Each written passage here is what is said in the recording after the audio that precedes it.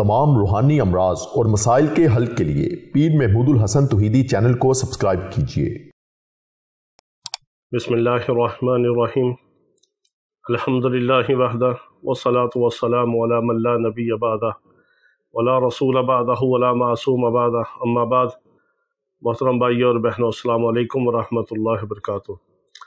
ये 3 लफ्ज़ आपकी बिगड़ी बना देते हैं, आसमान से रिज़्क़ के हलाल की बारिश बरसा देते हैं, रहमत के दरवाज़े खुलवा देते हैं। क्योंकि यही हमारा ज़िंदगी का मिशन है कि अल्लाह रब्बुल इज़्ज़त हमें अपने बंदों की हदायत और शिफा का ज़रिया बना दे। हम कुरान और सुन्नत के मुताबिक आपको वो अमाल बताते हैं जिनकी ना कोई रजत होती है ना रिवर्स होता है, बल्कि जिसकी बरकत ही होती है, खैर ही होती है, और जिसका फैज़ ता क़यामत जारी और सारी रहता है। और ये ऐसे अमाल होते हैं कि इंसान की दुनिया भी बनती है और आखिरत भी बनती है, और ईमान भी मजबूत होता है, और अमाल सालिया की तौफीक भी मिलती है, और इंसान गुनाहों से भी बचता है। दुनिया के अंदर जितने भी हमारे मामलात हैं, हम पैदाइश से लेके मौत तक, और फिर जब बचपन से निकलते हैं तो उस वक़्त जब हमारा नामा अमाल लिखा जाना शुरू होता है, तो इंसान के रोज़ाना के हिसाब से हज़ारों की तादाद में कबीरा सगीरा गुनाह जो है नामा अमाल के अंदर जमा होते रहते हैं। जो किरामन कातबीन है, दाएं तरफ का फ़रिश्ता नेक अमाल लिखता है, और बाएं तरफ का फ़रिश्ता जो है वो हमारी बुराइयां, हमारे गुनाह कबीरा हों या सगीरा हों, हमारी बदअमालियाँ हों, बदकारियाँ हों, बेहयाइयाँ हों, जितने भी गुनाह के काम हैं वो बाएं तरफ का फ़रिश्ता लिखता रहता है। और ये सिलसिला फिर मौत तक चलता रहता है। अगर हम दरमियान में तौबा ना करें, अपने गुनाहों की माफ़ी अल्लाह से ना मांगे, तो फिर यही हमारा नामा अमाल जो है ये गुनाहों से भरा हुआ जो है वो लपेट के हमारे गले में डाल दिया जाता है। फिर हम कब्र के अंदर मुंतकिल होते हैं, और फिर हशर के मैदान में यही नामा अमाल हमारे हाथ में दिया जाएगा और कहा जाएगा, इकरा किताबक कफ़ा बिनफ्सिकल यौमा अलैका हसीबा, कि आज अपना नामा अमाल खुद पढ़ो, आज तुम अपने हिसाब के लिए खुद काफ़ी हो, खुद देखो अपनी बदअमालियाँ। तो हमारे सारे बुरे अमाल जो है वो एक फ़िल्म की तरह, एक रील की तरह हमारे सामने चला दिए जाएंगे। हम इनकार नहीं कर सकेंगे, और हमारी ज़बानों को मोहर लगा के बंद कर दिया जाएगा। हमारे हाथ गवाही देंगे कि हमने कहाँ कहाँ पे बुराई की हाथों से, हमारे पाँव गवाही देंगे, हमारे जिस्म के अज़ा गवाही देंगे, हमारी आंखें गवाही देंगी कि हमने अल्लाह की नाफरमानी की कौन सी चीज़ें देखी, हमारे कान गवाही देंगे कि हमने अल्लाह की नाफरमानी के अंदर कानों को कहाँ कहाँ इस्तेमाल किया, कानों से अल्लाह की नाफरमानी के कौन कौन सी हमने बातें सुनी, कौन कौन से गाने बजाने सुने, म्यूज़िक और साज और चीज़ें देखी। ये सारी जितने भी जिस्म के हिस्से हैं, सारे अज़ा हैं, ये हमारे ख़िलाफ़ गवाह बन जाएंगे। तो हमें चाहिए कि हम हर घड़ी हर वक्त अल्लाह से माफ़ी मांगें, अपने गुनाहों को माफ़ करवाते रहें। और अल्लाह रब्बुल इज़्ज़त से जब इंसान माफ़ी मांगता है, अत्ताइबु मिनज़ ज़म्बि कमन ला ज़म्ब ला, तो वो ऐसे ही है कि जैसे उसने गुनाह किया ही नहीं है।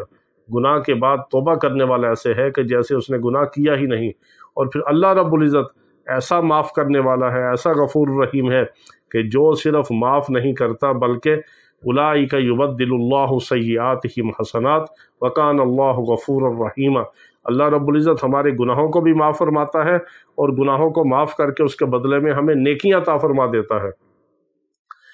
हज़रत यूनुस अलैहिस्सलाम के ज़रिए अल्लाह रब्बुल इज़्ज़त ने ये पैगाम भेजा हज़रत यूनुस अलैहिस्सलाम की कौम को कि मेरा अज़ाब आने वाला है, तैयार हो जाओ। तो हज़रत यूनुस अलैहिस्सलाम ने जब अपनी कौम को कहा कि तुम अपने गुनाहों पे माफ़ी मांगो, अल्लाह ने अज़ाब की हमें बशारत दी है, अज़ाब का अल्लाह ने एक मुज़्ज़ा सुनाया है, हुक्म दिया है कि मेरा अनकरीब अज़ाब तुम्हारे ऊपर आने वाला है। तो वो कौम फ़ौरन सजदे में गिर पड़ी, ताइब हुई और अल्लाह के सामने रोई धोई। तो अल्लाह ने अपने हुक्म को, अपने अज़ाब को उनके ऊपर से उठा लिया।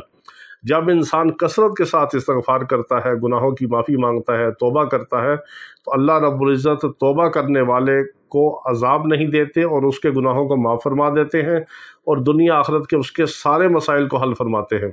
जब इंसान गुनाहों की माफ़ी मांगता है, कसरत के साथ इस्तिग़फ़ार करता है, तौबा करता है, सिर्फ़ 3 लफ्ज़ भी अगर ज़ुबान से निकालता रहे कि या अल्लाह मेरी तौबा, या अल्लाह मेरी तौबा, तो अल्लाह रब्बुल इज़्ज़त उसको कभी अज़ाब नहीं देते। और जब अल्लाह रब्बुल इज़्ज़त दुनिया के अंदर उसको अज़ाब नहीं देंगे, सज़ा नहीं देंगे, اللہ کے غضب سے وہ محفوظ ہوگا اور غضب کا غصے کا شکار نہیں ہوگا اور دنیا کے اندر اس کی معافی تلافی ہوگی، تو پھر یقیناً اللہ رب العزت دنیا سے جانے کے بعد بھی وہی عفو درگزر اور رحمت کا معاملہ فرمائیں گے اور بخشش اور مغفرت فرما دیں گے۔ تو ہمیں چاہیے کہ ہم ہر آن ہر گھڑی ہر حال میں اٹھتے بیٹھتے جون سا بھی ہمیں درود شریف کا صیغہ آتا ہے وہ پڑھیں، جون سا بھی ہمیں استغفار کا کوئی بھی صیغہ آتا ہو وہ ہم کثرت کے ساتھ پڑھیں۔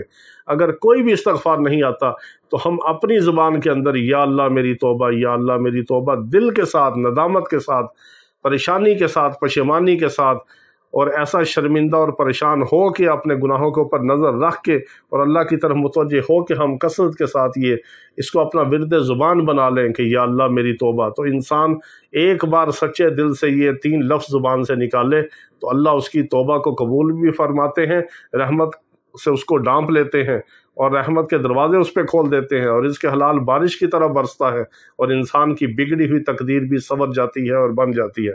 یہ اللہ کا وعدہ ہے قرآن میں کہ اگر تم استغفار کرو گے تو اللہ تمہارے اوپر آسمان سے بارشیں برسائے گا، نعمتیں دے گا، بیٹے دے گا، مال دے گا، جنت بھی دے گا، نہریں بھی دے گا، دنیا اور آخرت کی ساری نعمتیں عطا فرمائے گا۔